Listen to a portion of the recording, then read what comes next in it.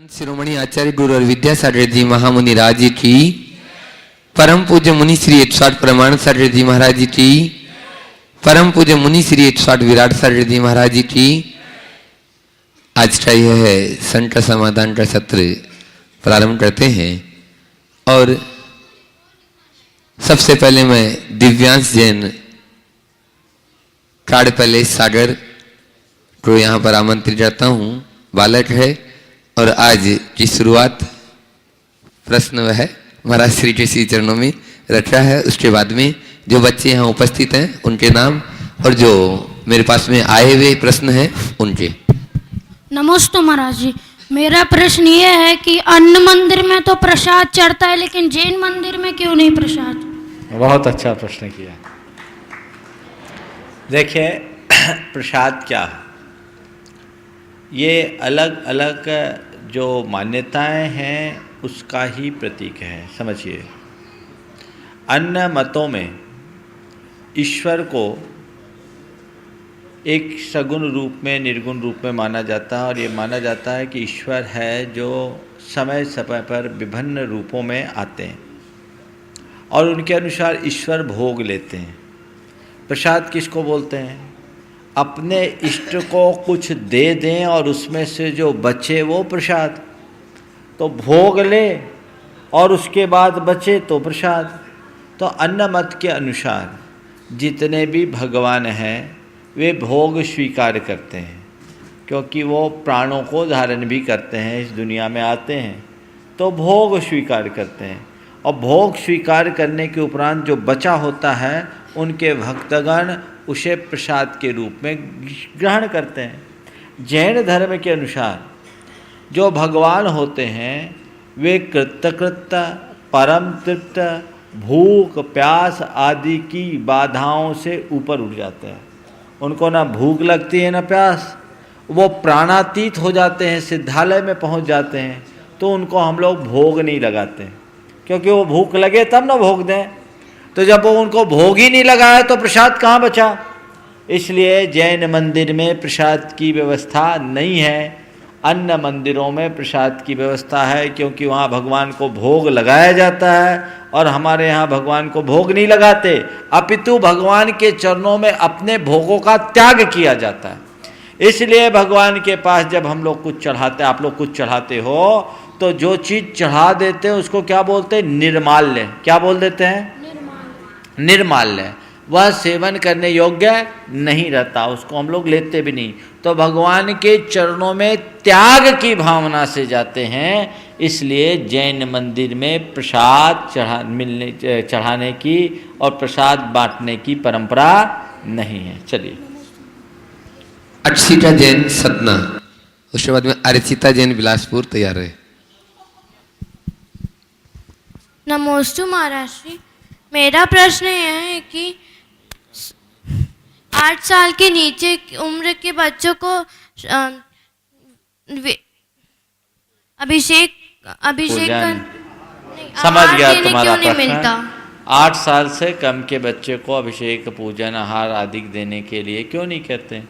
क्योंकि वो बच्चे होते हैं, उनमें उतना विवेक नहीं होता, उनमें उतनी मैच्योरिटी नहीं होती। कई बार बच्चे ऐसे भी होते हैं कि आहार देने के लिए खड़े हो गए नाक में उंगली डाल रहे हैं, कई बच्चे मुंह में उंगली डाल देते हैं।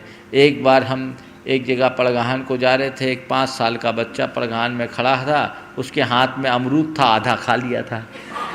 तो उसको विवेक नहीं रहता ना, उससे असावधानी हो जाती है तो बड़ा गड़बड़ हो जाता है। इसलिए 8 साल के से कम के बच्चों को, 8 साल से कम उम्र के बच्चों को नहीं देते, बड़ों को देते हैं। समझ गए? और 8 साल से पहले सम्यक दर्शन को धारण करने की योग्यता नहीं होती। तो जिस उम्र में सम्यक दर्शन को धारण करने की योग्यता होती है, वास्तविक धर्म की क्रिया तभी से प्रारंभ होती है। इसलिए माँ के पेट में आने से लेकर 8 साल तक, इस हिसाब से देखा जाए तो बच्चा यदि समझदार है तो 7.25 साल का बच्चा भी दे सकता है। ठीक है, चलो।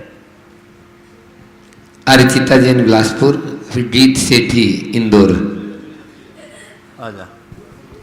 नमस्ते महाराज जी, आगे। मेरा प्रश्न है कि हम बर्थडे पार्टी में जाते हैं वहाँ पे केक रहता है, अगर हम वो नहीं खाते, बच्चे हंसते हैं, तो उस समय क्या करना चाहिए? बहुत अच्छा प्रश्न किया।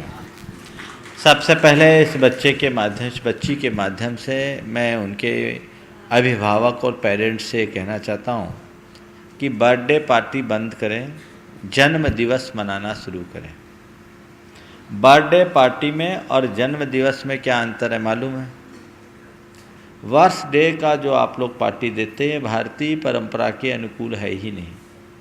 वो वर्ष डे व्यर्थ डे हो जाता है। उस दिन क्या करते हैं? केक काटते हैं और कैंडल बुझाते हैं। ये दोनों भारतीय संस्कृति के विरुद्ध है। कैसे जन्म दिवस मनाएं, समझ गए? और आप अपने पापा से बोलना ऐसा ही बनाना जैसे मैं बोल रहा हूँ। जिस दिन किसी भी बच्चे का जन्मदिन आप मनाना चाहो, सुबह से उसे जिन मंदिर ले जाओ। जिन मंदिर ले जाने के बाद भगवान का दर्शन कराओ, अभिषेक दिखाओ। 8 साल से ऊपर का अगर बच्चा है तो उससे अभिषेक कराओ, बच्ची है उसको अभिषेक दिखाओ, और उसके उपरांत उसे घर लाओ। मंदिर का जो शेषाक्षत बचता है, शेषाक्षत समझते हैं? पूजन के बाद जो आपकी सामग्री बच जाती है ना, इसको बोलते हैं शेषाक्षत। उस शेषाक्षत को घर लाके अपने बच्चे को किसी एक पाटे पे बिछाओ। उस पाटे पर बढ़िया अल्पनाएँ रख दो, रंगोली जैसी रंग दो, उसमें अच्छे सजा कर उस बच्चे को बिठाओ। उस बच्चे का रोली से तिलक करो और उसके माथे पर घर भर के जितने बड़े लोग हैं उसके माथे पर वो शेषाक्षत छेपते हुए उसको आशीर्वाद दो। चिरंजीवी भव, कुल नायको भव, दीर्घायुष्को भव, यशस्वी भव, ऐसा मंगल आशीर्वाद दे सारे घर भर के लोग। और उस दिन उस बच्चे के हाथ से जीव दया का कोई कार्य कराएं। यदि आपके यहाँ गौशाला है तो गौशाला ले जा कर के बच्चों के लिए बच्चों के हाथों से गायों को गुड़ वगैरह खिलाएं। उनके चारे पाने की व्यवस्था अपनी शक्ति के अनुसार दें।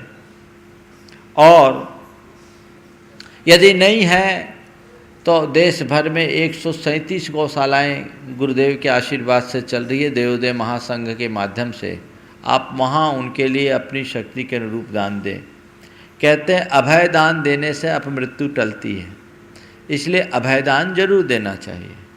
और जितने अपने परिचितों को मित्रों को बुलाना है उनको बुलवाइए। कैंडल बुझाइए मत, दीप जलाइए। तमसो मां ज्योतिर्गमय हमारी संस्कृति है। हम लोग अंधेरे के उपासक नहीं हैं, उजाले के उपासक हैं। तो जितने क्रम का उसका जन्मदिन हो उतने दीप जलाओ। हम अपने जीवन में प्रकाश फैलाना चाहते, अंधेरा नहीं। केक मत कटाइए, उस बच्चे के हाथ से उतने लड्डू बंटवा दीजिए। समझ गए? उतने लड्डू जितना उसका जन्मदिन है उसके हाथ से उतने लड्डू बंटवा दीजिए सबको। ठीक है? ये जन्मदिन मनाने का भारतीय तरीका है और ये जैन धर्म से सम्मत भी है। ऐसा आप करेंगे। ये शेषाक्षत वाला कार्यक्रम भी अगर आप शाम के टाइम भी करें, उजाले में करना, अंधेरे में नहीं, तो आप शाम को भी कर सकते हैं। नहीं तो ये 2 पार्ट में कर लो। सुबह घर के लोग आशीर्वाद दे दो मंदिर से आकर, और शाम को ये कार्यक्रम उसको करो। बच्चे का हर कोई तिलक करे, जो भी उसके जन्मदिन में शामिल होने के लिए आए, बड़ा है, उसको आशीर्वाद दे, उसके प्रति मंगल भावनाएं प्रकट करे। ये मंगल भावनाएं उस बच्चे के कल्याण में कारण बनेगा। इसलिए जब भी तुम जाओ और केक काटे न लो, हंसे, तो घबराने की जरूरत नहीं है। उनसे कहो आप लोग सच्चे भारतीय नहीं हो, आप वेस्टर्न कल्चर को अपना रहे हो और हम पर हंस रहे हो। हंसना हमें चाहिए, आपको नहीं। गलत काम आप कर रहे हो, हम नहीं कर रहे हैं। आपको सोचना चाहिए हमारी संस्कृति कैंडल बुझाने की नहीं है, दिया जलाने की है। समझ गए? तो अपने आप उनको समझ में आने लगेगा। ठीक है? चलो। गीत सेठी इंदौर, रोहन जैन इंदौर। नमोस्तु महाराज जी, मेरा प्रश्न ये है कि हम तीर्थ यात्रा क्यों करते हैं? बहुत बढ़िया, हो गया प्रश्न पूरा। बहुत अच्छा। तीर्थ यात्रा क्यों करते हैं? देखो, तीर्थ किसको कहते हैं पता है? तीर्थ कहते हैं जिसके माध्यम से हम संसार सागर से पार हो जाएं, या जिसके माध्यम से हमारे भीतर पवित्रता आ जाए, जो हमारे मन को पवित्र करे, हमारी आत्मा को पवित्र करे, उसका नाम तीर्थ है। जिसके माध्यम से भव सागर से पार उतरे, उसका नाम तीर्थ है। तो जब हम तीर्थ यात्रा करते हैं तो उस तीर्थ यात्रा में हमारे भावों में बहुत निर्मलता आती है। समझ गए? भाव पवित्र होते हैं, भाव पवित्र होते तो जीवन पवित्र होता है। तो अपने जीवन को पवित्र बनाने के लिए क्या करना होता है? क्या करते हैं? तीर्थ यात्रा करते हैं। तो तीर्थ यात्रा करने का उद्देश्य क्या हुआ? अपने जीवन को क्या बनाना? क्या बनाना? पवित्र बनाना। मेरी बात सुनी कि नहीं सुनी आपने? नहीं सुनी? सुनी? हाँ, अपने जीवन को पवित्र बनाना। तो अपने जीवन को पवित्र बनाने के मकसद से तीर्थ यात्रा करनी चाहिए। तीर्थ यात्रा करने से पापों का नाश होता है, विचारों में शुद्धि होती है, धर्म के प्रति लगाव बढ़ता है, हमारी श्रद्धा अच्छी बनती है, और उस श्रद्धा के अच्छे बनने से जीवन में परिवर्तन आता है और बहुत अच्छी अच्छी बातें सीखने को भी मिलती है। समझ गए? इसलिए तीर्थ यात्रा करते हैं। चलिए। रोहन जैन, प्रिसा जैन, आतिश जैन, इंदौर। चले आए। महाराज जी, यहाँ खड़े हो। महाराज जी, समय शिखर जी में सिर्फ 20 तीर्थंकर ही क्यों मोक्ष गए? बाकी के 4 क्यों नहीं गए? 20 ही क्यों गए? बाकी के 4 क्यों नहीं गए? शायद उनने सोचा होगा कि पंचम काल के लोग पहाड़ चढ़ने में थकने लगेंगे, इसलिए आदिनाथ महावीर भगवान और वासुपूज नीचे से चले गए, धरती से, पावापुर और चंपापुर से। और आदिनाथ ने सोचा कि पंचम काल में लोगों को थोड़ा और ज़्यादा घूमने का मौका दिया जाए, इसलिए वो कैलाश पर्वत पर चले गए।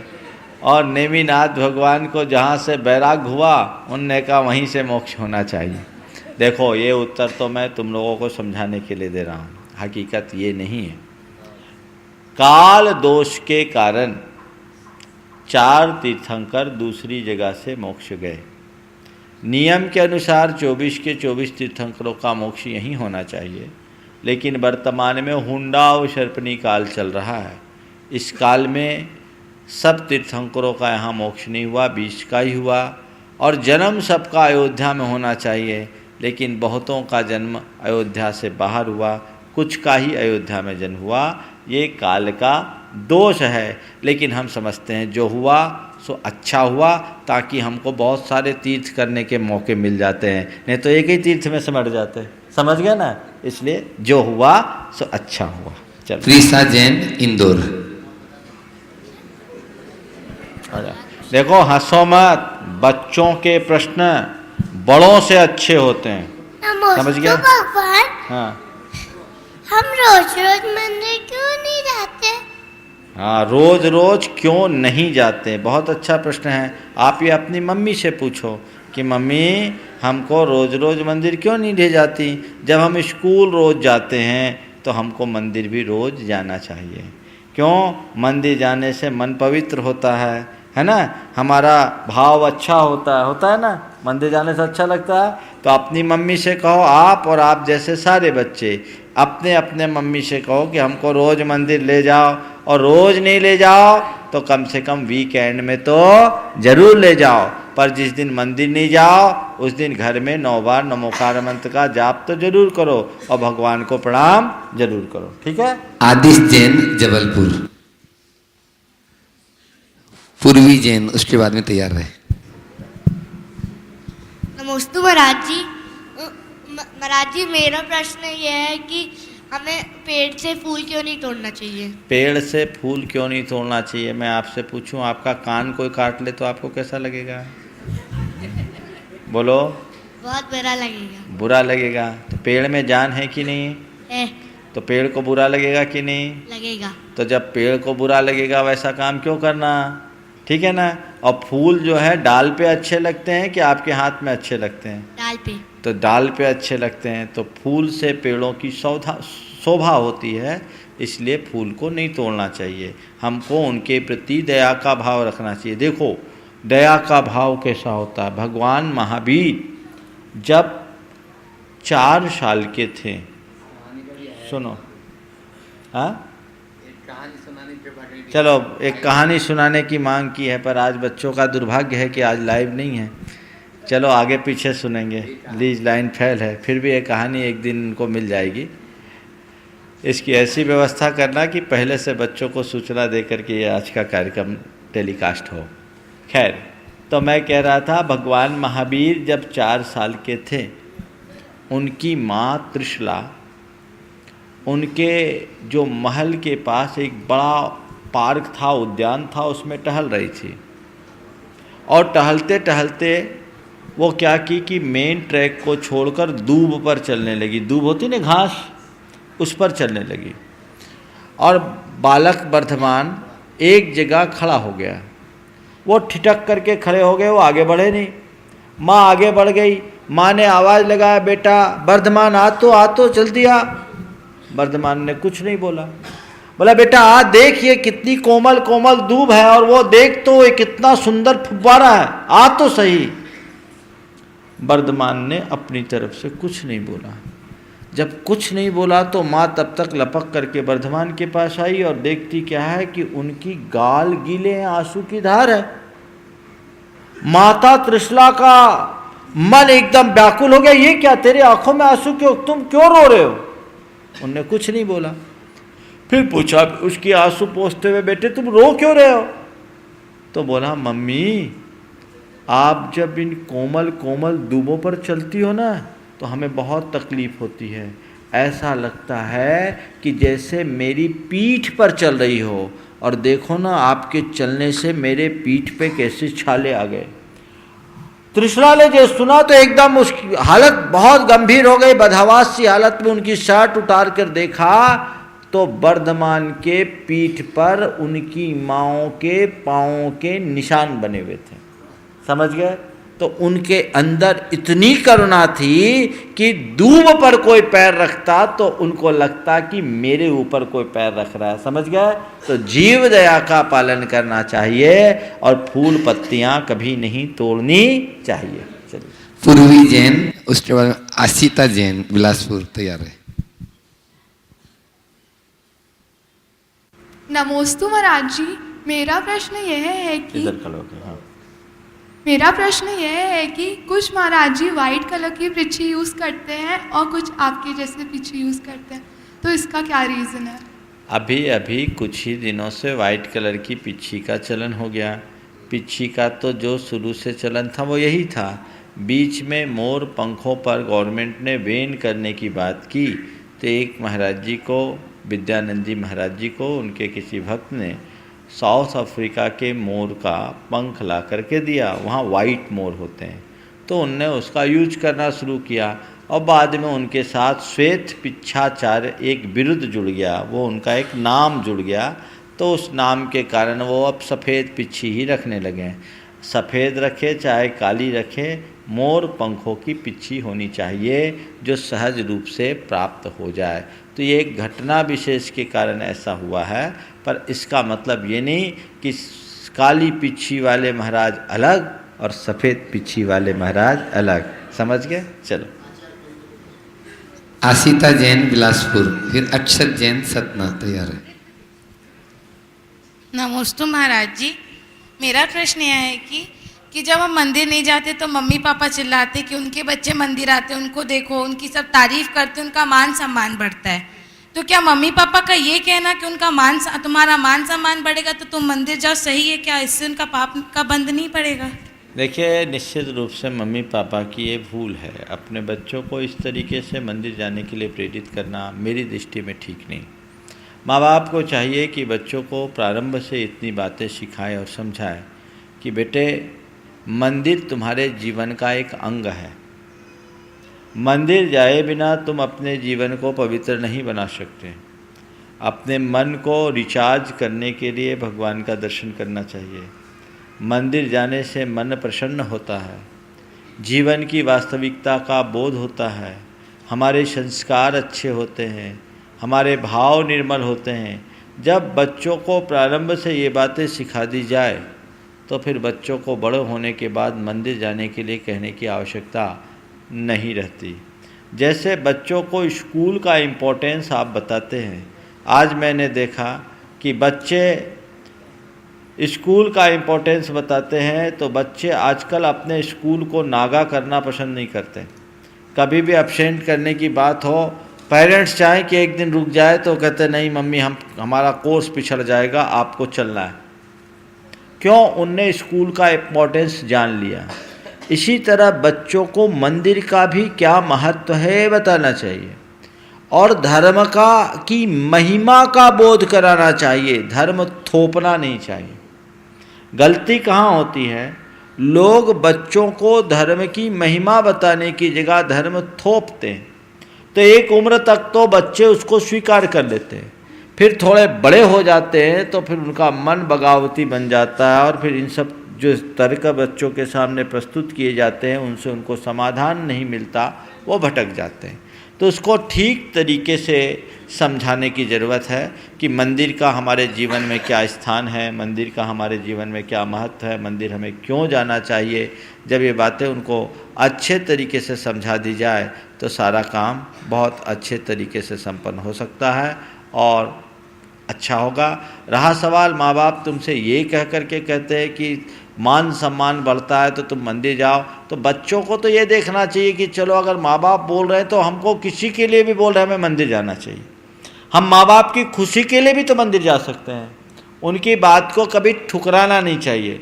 भले माँ बाप तुम्हारे लिए बहुत अच्छे से बात नहीं बता पा रहे, लेकिन फिर भी माँ बाप है, ये सोचना चाहिए कि हर माँ बाप हम जो भी हमें बताते हैं वो हमारे भले के लिए बताते हैं। भले वो हमें अच्छे न लगे लेकिन उसमें भी हमारा हित है। इसलिए मैं सब बच्चों से कहना चाहता हूँ, अपने माता पिता की किसी भी बात को काटना नहीं चाहिए। एक बार एक बच्चे ने मुझसे कहा कि महाराज जी मेरे पेरेंट्स मुझे हर बात में रोकते हैं, हमें अच्छा नहीं लगता। हमने बोला ये बताओ वो तुम्हें गलत बातों के लिए रोकते हैं कि अच्छी बातों के लिए? मतलब महाराज उनको मेरी जो भी बातें गलत रखती रोक देते हैं, हमको अच्छा नहीं लगता, मैं क्या करूं? हमने बोला ये बताओ गाड़ी चलाते हैं और रास्ते में रेड लाइट आ जाती है तो क्या करते? गाड़ी रोकना पड़ता है कि नहीं रोकना पड़ता? हाँ रोकना पड़ता है। बहुत ज़रूरी काम है और रेड लाइट है तो भी गाड़ी रोकते हैं? बोले हाँ रोकते हैं। खुशी खुशी रोकते हैं, मन महसूस के रोकते हैं, मूड खराब हो जाता है इसलिए रोकना पड़ता है। क्यों रोकना पड़ता है? क्योंकि रेड लाइट को हम इग्नोर करेंगे तो एक्सीडेंट होगा या चालान कटेगा। इसलिए जहाँ भी रेड लाइट दिखती है हमें न चाहते हुए भी गाड़ी को रोकना ही पड़ता है। तो हमने कहा बस माँ बाप यदि तुम्हें किसी बात के लिए मना करते हैं तो समझ लो तुम्हारे लिए रेड लाइट दिखा रहे हैं, सावधान हो जाओ। उसको इग्नोर करोगे एक्सीडेंट हो जाएगा, तुम्हारा जीवन खराब हो जाएगा। इसलिए उस रेड लाइट को भले तुम्हारा मन उसको मानने को तैयार ना हो तो भी उसमें अपनी भलाई समझो और उसको स्वीकार करके आगे बढ़ो। समझ गए? चलो। अक्षत जैन सतना, उसके बाद में सौम्या रोहित जैन यूएसए और Sarita Anil Jain San Francisco USA. ये बालक भाग्यशाली अपने साथ लिंक लेके आया है। बोलो। हाँ। नमस्ते महाराज जी, मेरा प्रश्न ये है कि जैनी नमस्कार की जगह जय जिनेंद्र क्यों बोलते हैं? बहुत अच्छा। देखो सबके अभिवादन का अपना अपना तरीका है, समझ गए? विभिन्न परंपराओं में एक दूसरे को अलग अलग तरीके से अभिवादन करते हैं, सबका अलग अलग तरीके से अभिवादन होता है।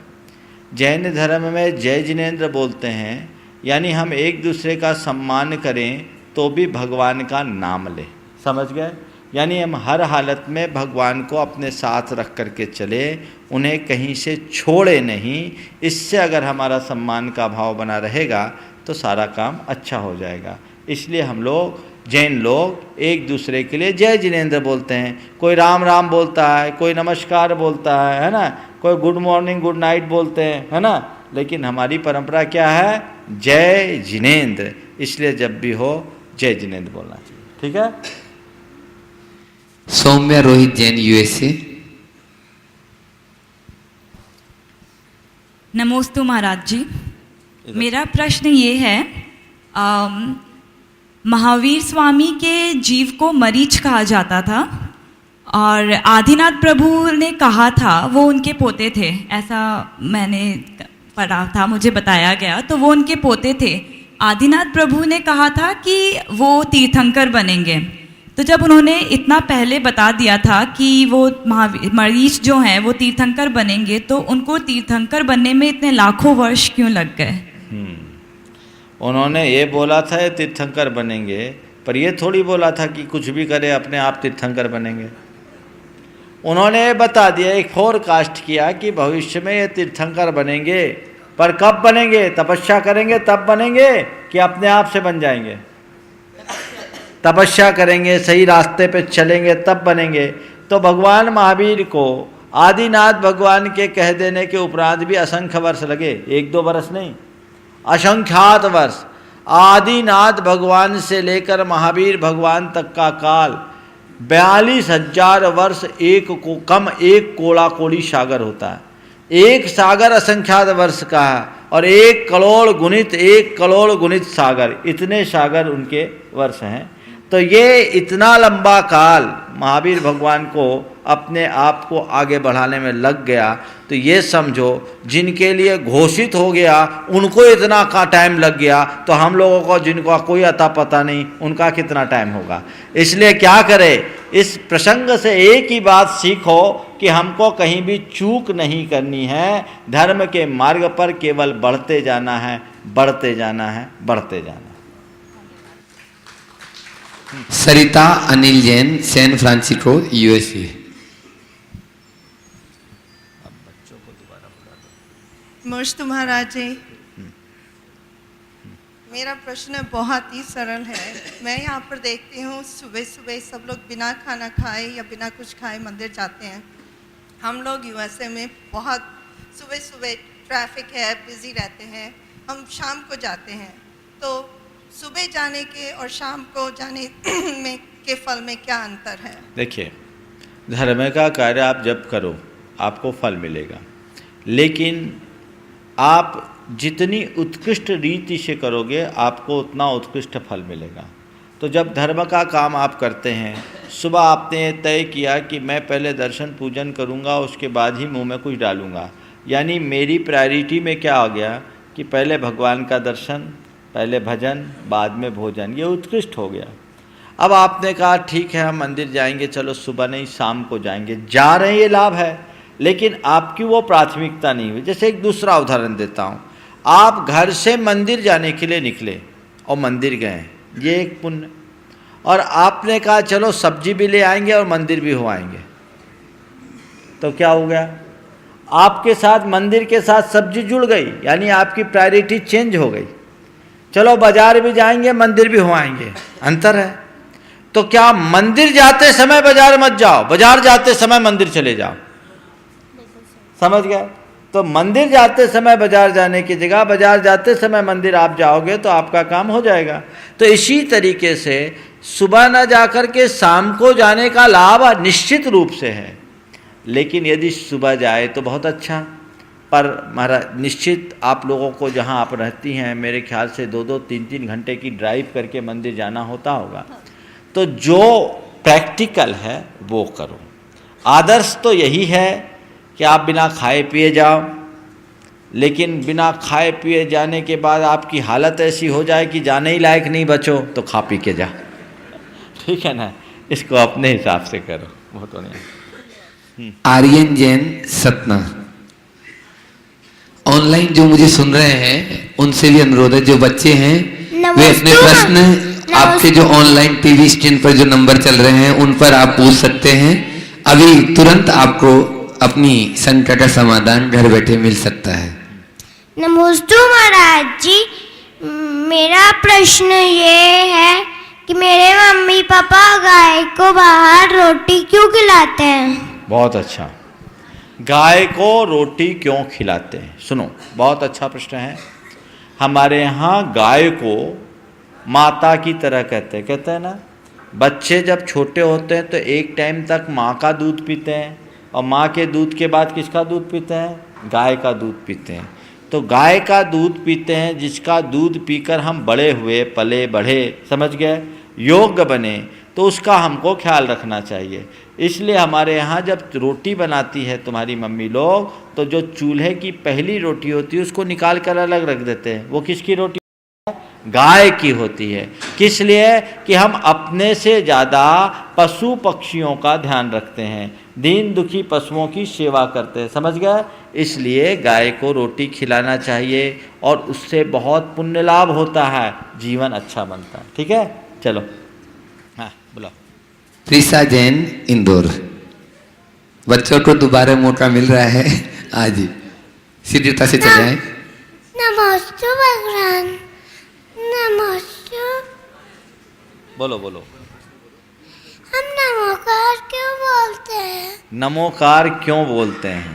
ठीक है, नमोकार बोलने से हमारा पाप कटता है, समझ गए, मन अच्छा होता है, बुद्धि अच्छी होती है। अपना ज्ञान बढ़ाना चाहते हो तो नमोकार बोला करो। चलो आप भेज दो, जल्दी जल्दी जल्दी जल्दी आ जाओ, एक दो को बस। बिलासपुर से अर्चिता जैन। नमोस्तु महाराज जी, मेरा प्रश्न है कि अपन महाराज जी को नमोस्तु क्यों करते हैं और माता जी को बंदामी क्यों करते हैं? देखिए, बहुत अच्छा प्रश्न है। देखो, आज बच्चे जो सवाल कर रहे हैं ना, ये बड़ों को भी पता नहीं होगा। अगर मैं ये प्रश्न का आप लोगों की तरफ डाइवर्ट कर दूं कि इसका उत्तर दो, तो शायद आप उत्तर नहीं दे सकोगे। और इसीलिए एक मांग आ रही थी, तो मैंने प्रत्येक शनिवार को बच्चों के लिए सुरक्षित रखा कि शनिवार को जो भी प्रश्न होंगे बच्चों को ही उस दिन अवसर दिया जाएगा। आज संयोगता ऐसा रहा कि लिंक थोड़ी फेल होने के कारण ये बच्चों का क्रम अभी चालू हुआ है। जो लोग भी सुन रहे हैं पूरे देश में, हर शनिवार को बच्चों को अपने साथ बैठाएं और जो भी उनके प्रश्न हो वहाँ से आए, यहाँ ऐसी व्यवस्था करें कि उनके प्रश्नों का उनको उत्तर मिल सके, जिससे बच्चों की जिज्ञासाओं का समाधान भी हो और उनका धर्म से जुड़ाव हो। इस बच्ची ने बहुत अच्छी बात की कि मुनि महाराज को नमोस्तु और माता जी को बंदामी क्यों कहते हैं। देखिए, नमोस्तु बंदामी ये सब क्यों करते हैं? ये अभिवादन का तरीका है, समझ गए। किसी को हम लोग अभिवादन करते हैं तो जैसे माता पिता को प्रणाम करते हैं, लेकिन मुनि महाराज को नमोस्तु यानी आपके लिए हमारा नमस्कार हो। एक शब्द आता है ना, प्रोटोकॉल, तो जिसका जो पद होता है उसको उसी पद के अनुरूप सम्मान देते हैं, समझ गए। तो मुनि महाराज को, चूँकि मुनि महाराज हमारे पूज्य हैं, पंच परमेष्टि हैं, तो केवल पंच परमेष्टि की नमोस्तु की जाती है। कि नमोस्तु किनको करते हैं? पंच परमेष्टि को, अरहंत, सिद्ध, आचार्य, उपाध्याय और साधु। मुनि महाराज साधु परमेष्टि में आते हैं तो उनको नमोस्तु कहते हैं। आरिका माता पंच परमेष्टि में नहीं आती, लेकिन वो स्त्री पर्याय में उत्कृष्ट तपस्या करती है, जो उस पर्याय में कर सकती है, इसलिए उनको बंदामी कहते हैं। एलक जी, छुलक जी को क्या बोलते हैं? इच्छामी। ब्रह्मचारी लोगों को क्या बोलते हैं? वंदना। और आपस में क्या बोलते हैं? जय जिनेन्द्र। ये प्रोटोकॉल है, समझ गए। चलो और बच्चों को बुलाओ। सुरभि जैन।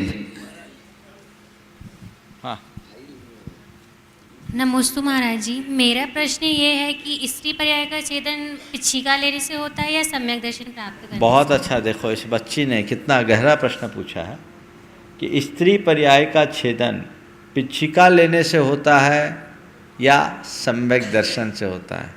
तो स्त्री पर्याय का छेदन पिच्छी लेने से तो किसी पर्याय का छेदन नहीं होता। संसार का विच्छेद मोक्ष मार्ग पर चलने से होता है, और मोक्ष मार्ग का एक प्रधान अंग सम्यक दर्शन है। सम्यक दर्शन के बिना कल्याण नहीं होता। तो सम्यक दृष्टि स्त्री पर्याय का क्या, संसार का ही विच्छेद कर सकता है यदि सही रास्ते पर वो चलता है तो। ठीक है। अर्चिता जैन, बिलासपुर। महाराज जी, मेरा प्रश्न ये है कि हमारे माता पिता हमें थिएटर में पिक्चर देखने से मना क्यों करते हैं? अच्छा, थिएटर में पिक्चर देखने से क्यों मना करते हैं, मैं तुमसे पूछता हूँ। थिएटर का इन्वायरमेंट कैसा होता है, अच्छा होता है क्या? कभी कभार अच्छा होता है, कभी कभार बुरा। कभी कभार अच्छा और कभी कभार बुरा, तो बुरा प्रभाव तुम पर न पड़े इसलिए तुम्हारे माता पिता थिएटर में पिक्चर जाने से मना करते हैं, घर में जाए। लेकिन मैं सारे अभिभावकों से कहता हूँ, बच्चों को एकदम दबा के मत रखो, कभी कभार ले जाओ तो अपने साथ ले जाओ और ऐसी ही पिक्चर्स दिखाओ जिससे उनको अच्छी शिक्षाएं मिले। और जब पिक्चर में ले जाओ तो वहाँ उनको कुछ बातों की हिदायतें प्रैक्टिकली बताओ कि देखो बेटे ये चीज़ें गलत है, इसलिए हम लोगों को ये काम नहीं करना चाहिए। तो उससे बच्चों पर ज़्यादा अच्छा असर पड़ेगा। हमें बच्चों को बहुत मनोवैज्ञानिक तरीके से ट्रीट करने की आवश्यकता है। चलो पूर्वी जैन जबलपुर। आखिरी नमोस्तु महाराज जी। लास्ट बोलो। नमोस्तु महाराज जी, मेरा प्रश्न यह है कि महाराज जी और माता जी पैदल ही क्यों चलते हैं, गाड़ी से क्यों नहीं? बहुत अच्छा प्रश्न है। पैदल ही क्यों चलते हैं, गाड़ी से क्यों नहीं चलते हैं? देखिए, मुनि महाराज जी अहिंसा व्रत का पालन करते हैं। गाड़ी से हम चलेंगे तो जीव जंतु को रौंदते हुए गाड़ी जाएगी कि नहीं जाएगी? उसका पाप किसको लगेगा? उनका महाराज जी को उसका व्रत पलेगा क्या? नहीं पलेगा। तो वो अहिंसा महाव्रती होते हैं। पैदल चलते हैं तो जीवों को बचाते हुए चलते हैं, गाड़ी पर जाएंगे तो किसी को नहीं बचा पाएंगे। इसलिए अपने अहिंसा व्रत का पालन करने के लिए जीवन पर्यंत पैदल चलते हैं। ठीक है, चलो आगे। संत समाधान का ये सत्र भी ऐसे ही चलेगा। कुछ आज जो गुणायतन से विशेष रूप से जुड़े हैं उनका सम्मान करते हैं, उसके बाद में फिर से समय रहेगा तो करेंगे। मैं आमंत्रित करता हूँ बंधुओं, आज गुणायतन से ट्रस्टी के रूप में जुड़े हैं श्री पदम कुमार जी पुत्र मनोज कुमार जी, श्रीमती अनामिका बाटलीवाल, गुमास्ता नगर इंदौर। जोरदार तालियों से उनका स्वागत करें। विशिष्टता से मंच पर चले आए।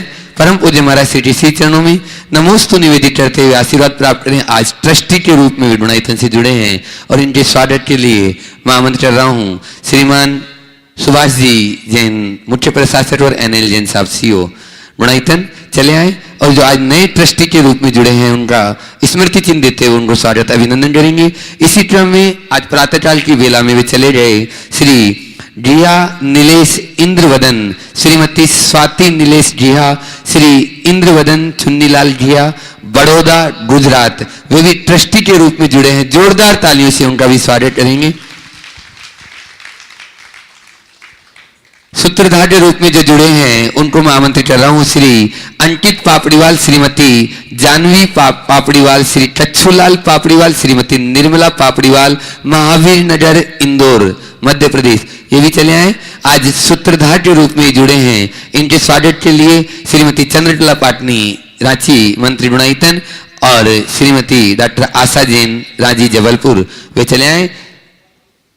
जो आज सूत्रधार के रूप पूरे परिवार के साथ में चले आएंगे श्री अंकित जी पापड़ीवाल परिवार पूरा चला है। स्तंभ के रूप में जुड़ने वाले हैं श्री हेमचंद जी पुत्र पंकज अतुल दीपक जैन दिल्ली।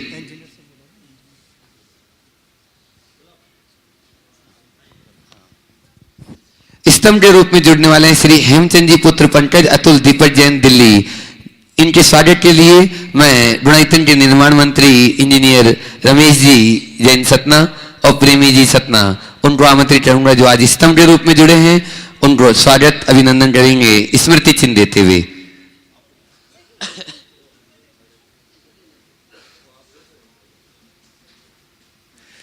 जो स्तंभ के रूप में जुड़े हैं वे भी शीघ्रता से चले आए, थोड़ा सा छोटी समय कम है। अभी जो आपने देखा जहां विदेश में रहकर भी धर्म के मार्ग पर अग्रसित हैं, ऐसे अनिल कुमार जी सरिता जैन, रोहित कुमार सौम्या जैन, राहुल कुमार आस्था जैन, सैन फ्रांसिस्को USA, इन्होंने निर्माण सारथी के रूप में अपना योगदान दिया। मैं भी उनको पूरे परिवार के साथ में आमंत्रित करता हूं, वे भी चले आए और इनको भी स्मृति चिन्ह दे रहे हैं।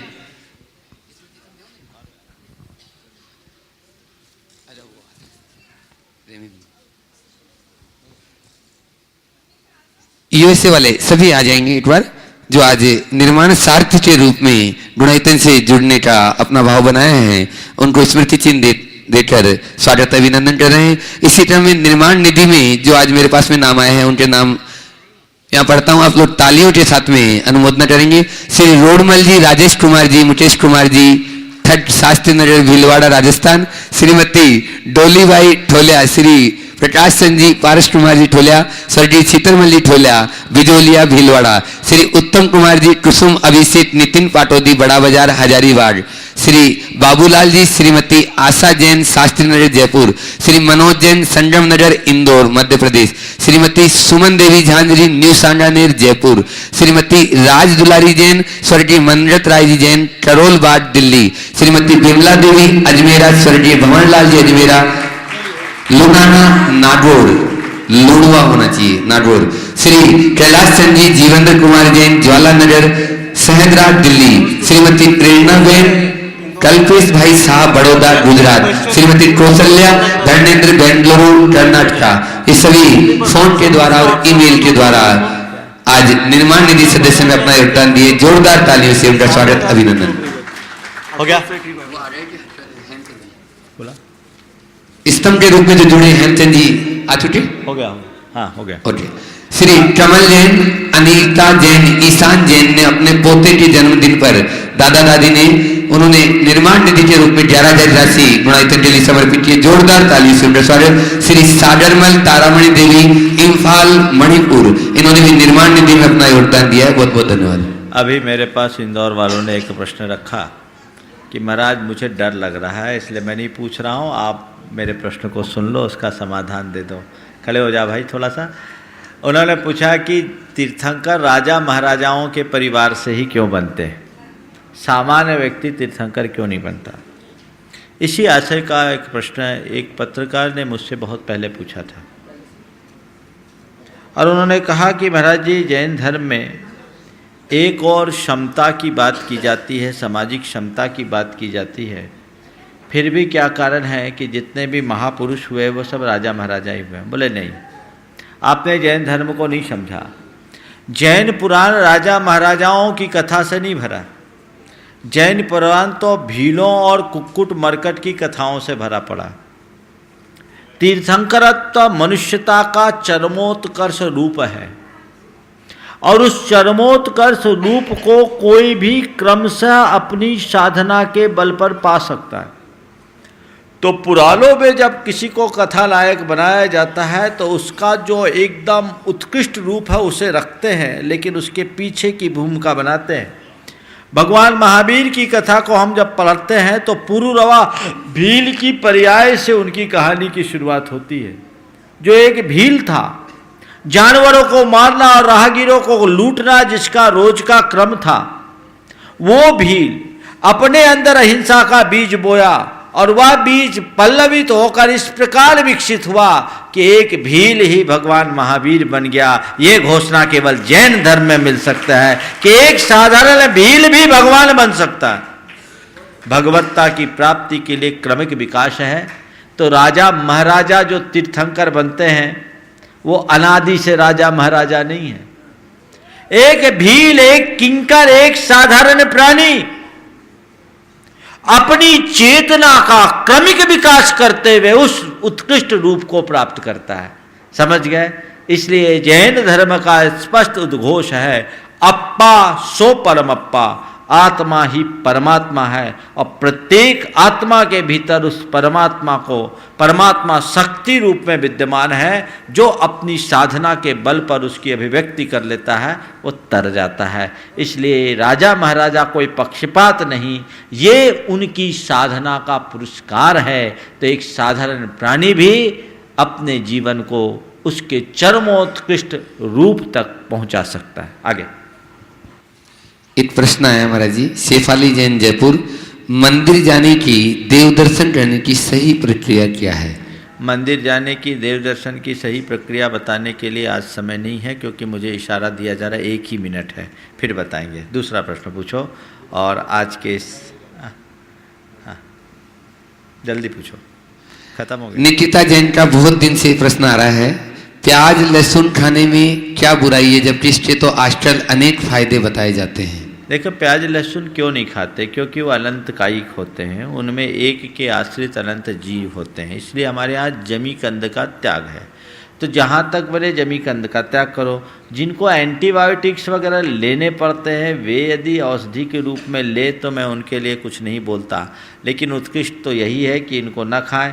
हम लोगों को देखो, हम लोग तो कुछ नहीं खाते, खूब सात्विक खाते हैं और आपसे ज़्यादा फिट रहते हैं, आपसे ज़्यादा मेहनत करते हैं। तो ध्यान रखना, शरीर खाने से नहीं चलता, शरीर अपने पुण्य से चलता है और उस पुण्य की अभिवृद्धि में संयम साधना का एक बहुत मूल्यवान स्थान होता है। इसलिए जहाँ तक बनो आप इनसे बचो, इनका परहेज करो। ठीक है, आगे बोलो।